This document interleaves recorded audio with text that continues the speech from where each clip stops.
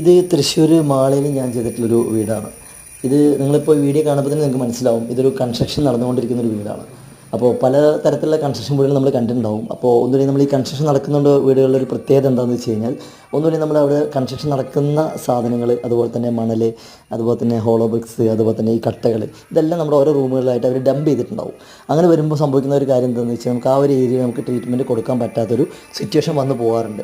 അപ്പോൾ അതുകൊണ്ട് എപ്പോഴും നമ്മൾ ട്രീറ്റ്മെൻറ്റ് തിരഞ്ഞെടുക്കുന്ന സമയത്ത് ഇതുപോലെ ഇൻസൈഡും ഔട്ട്സൈഡും നമുക്ക് ഒരേപോലെ ട്രീറ്റ്മെൻറ്റ് ചെയ്യാൻ പറ്റുന്ന രീതിയിലായിരിക്കണം.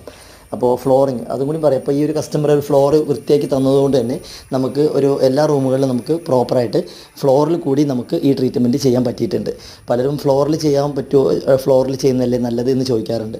നമുക്കത് ചെയ്താൽ തന്നെ നമുക്കൊരു മാക്സിമം ഒരു ടൈം പീരീഡ് ഉണ്ട്. നമുക്ക് ഫൗണ്ടേഷനിലെ മണ്ണിനെ നമ്മുടെ മണ്ണെന്നല്ല, നമ്മുടെ മരുന്നെന്നല്ല, ഏത് മരുന്ന് കൊണ്ടും നമുക്ക് ട്രീറ്റ് ചെയ്ത് ഒരു വർഷത്തിൽ കൂടുതൽ നമുക്ക് നിലനിർത്താൻ പറ്റില്ല.